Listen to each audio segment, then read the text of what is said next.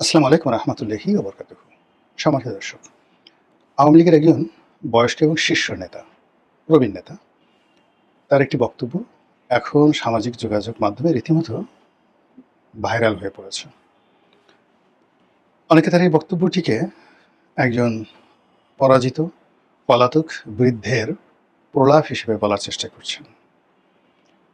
কিন্তু যিনি বক্তব্য দিয়েছেন এবং যে ভাষায় বক্তব্য দিয়েছেন, তাকে যারা চেনেন তারা বলছেন যে অবশ্যই এটি কোনো বৃদ্ধের, পলাতক বৃদ্ধের প্রলাপ বাক্য নয়। খুলেই বলি,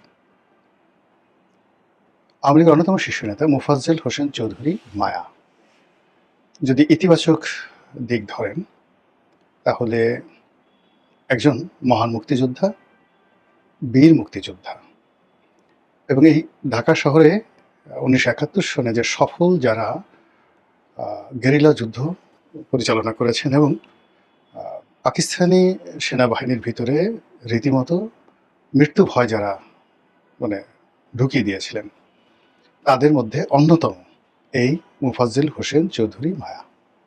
বাড়ি চাঁদপুরে, আপাদ মস্তক রাজনীতিবিদ, কিন্তু একই সঙ্গে মিলিটারি কমব্যাট অপারেশন, তারপর যেটিকে বলা হয় অস্ত্রের ট্রেনিং, বোমা তৈরি করা এবং বোমা বানানো এবং বোমা মারা, এই পুরো জিনিসটিতে যে কজন লোক বাংলাদেশে এক্সপার্ট আছে, তাদের মধ্যে এই মোফাজ্জেল হোসেন চৌধুরী মায়া প্রধানতম। তার যারা কর্মী ছিলেন, অন্যান্য যারা ছিলেন, অনেকেই মরে গেছেন, কিন্তু তিনি এখনও জীবিত আছেন, সবল আছেন। তারপর যেটি বললাম যে দেখুন, সেনাবাহিনীতে যারা বোমা বানায় তারা কিন্তু বোমা মারে না, আবার যারা বোমা মারে তারা কিন্তু বোমা মারার কমান্ড করে না। তো এই লোকটি বা এদের মধ্যে কিছু লোক আছেন যারা একেবারে A to Z জানে, একটা অস্ত্র তৈরি করা, গুলি করা, ফায়ার করা, সংরক্ষণ করা, এই পুরো জিনিসগুলো গেরিলা যুদ্ধের একেবারে বাংলাদেশের চেয়ে গুয়ে ভরা, যদি ইতিবাচক করতে ধরেন।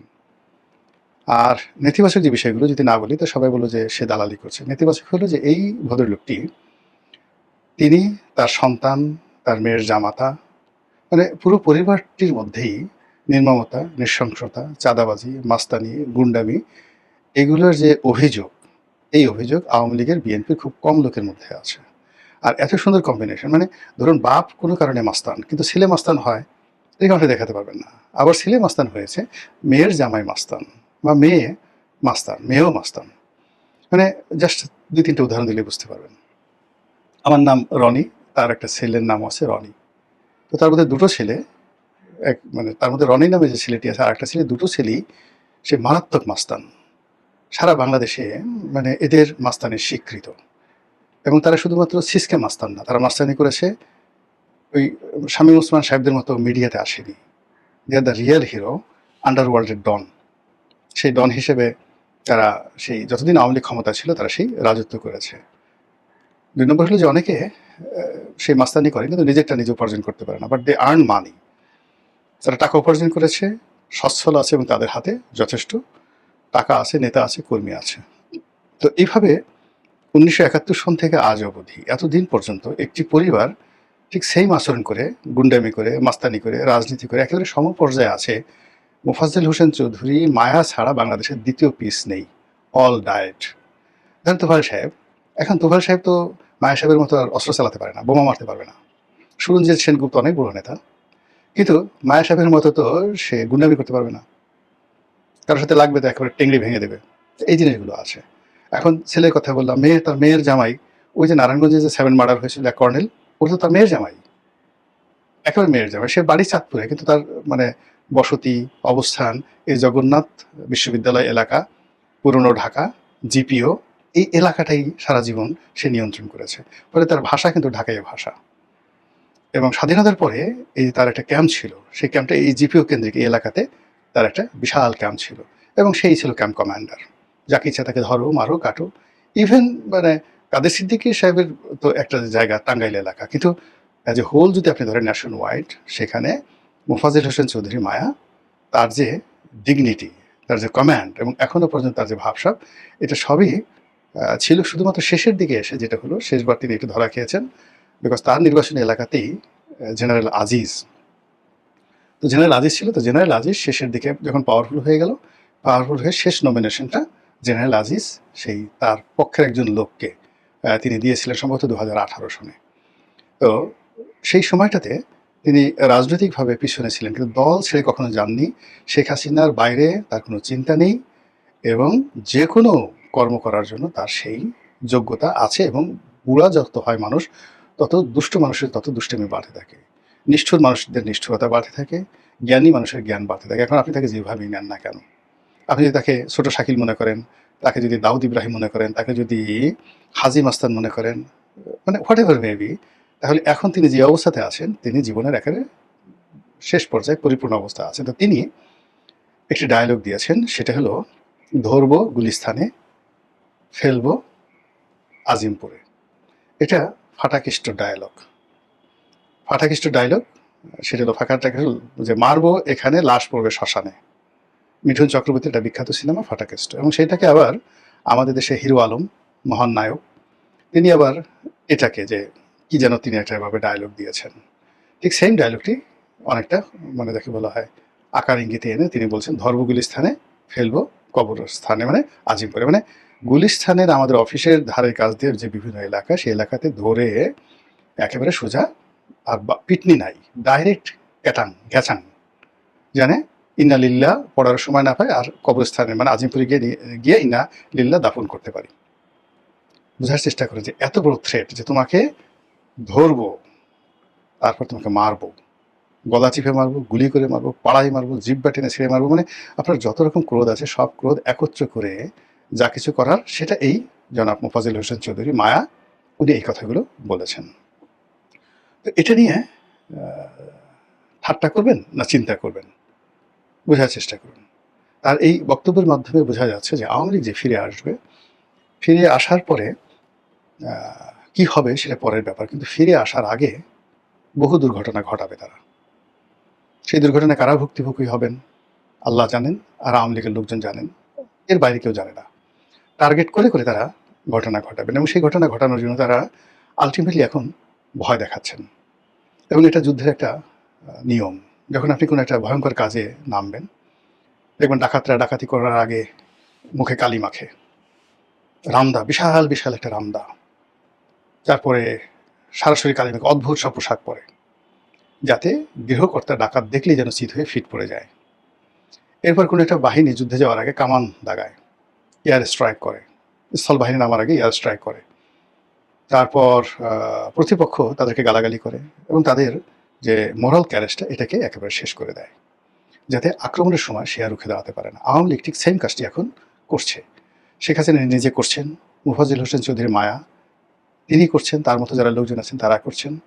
আর মায়া সাহেবের মতো যারা এইভাবে কথা বলতে পারেন না, তারা যেমন ঢাকাতে বহু অপারেশন বিভিন্ন সময় চালিয়েছেন আওয়ামী লীগের পক্ষে, এরকম অনেক লোক আছে, তার মধ্যে অন্যতম জাহাঙ্গীর কবির নানক। তো তারা কিন্তু বসে নেই, তারা বিভিন্ন ফর্মে অপারেশন চালাচ্ছেন। মানে সেই অপারেশনগুলো কখনো মোহাম্মদপুরে, কখনো গুলিস্তানে, কখনো বিভিন্ন জায়গাতে অপারেশন চালাচ্ছেন। এবং এখানে ডিম পাড়ে হাসে খায় বাগডাসে, 99% অফ দেয়ার অপারেশন যার দায় পড়ছে বিএনপির ওপর। আর দ্বিতীয়ত এই সকল অপারেশনে ভয় এবং আতঙ্ক তৈরি হয়ে গেছে। আপনারা বুঝতে পারছেন যে আমরা যে জিনিসগুলোকে দেখি আপাতত বিএনপির লোকজন করছে, জামাতের লোকজন করছে, বা সাধারণ মানুষজন করছে, বা ছিনতাইকারী করছে, বিচ্ছিন্ন ঘটনা, এগুলো যে কেবলই মাত্র বিচ্ছিন্ন ঘটনা নয়, এটা বোধ করি আপনারা একটু গভীরভাবে চিন্তা করলেই বুঝতে পারবেন।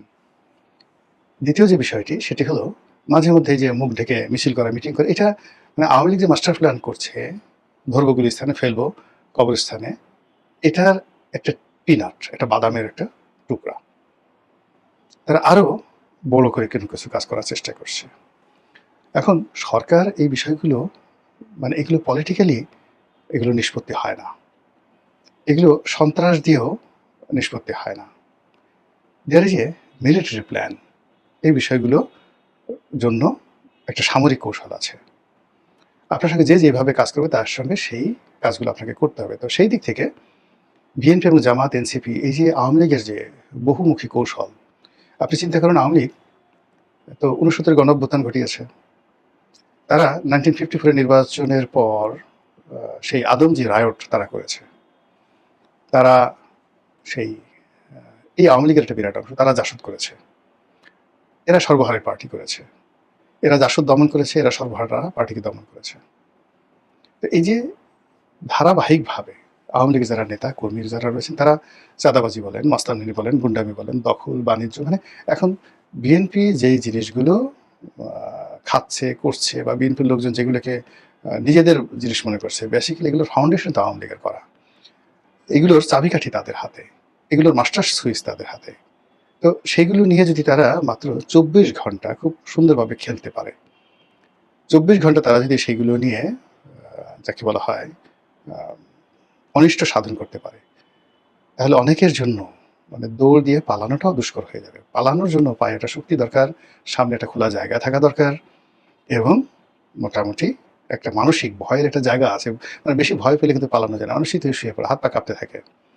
তো আওয়ামী লীগ এই জিনিসগুলো জানে যে নো, জানার কারণে কি হচ্ছে, এই যে এতদিন পরে মোফাজ্জল হোসেন চৌধুরী মায়া যে কথাগুলো বলছে, তার এই বয়সে এটা ছেলে খেলা নয়, এটা হিরো আলমের ভাষণ নয়, বা এটা মিঠুন চক্রবর্তী যে সিনেমার ডায়ালগ দিয়েছেন সেই সিনেমার ডায়ালগ নয়।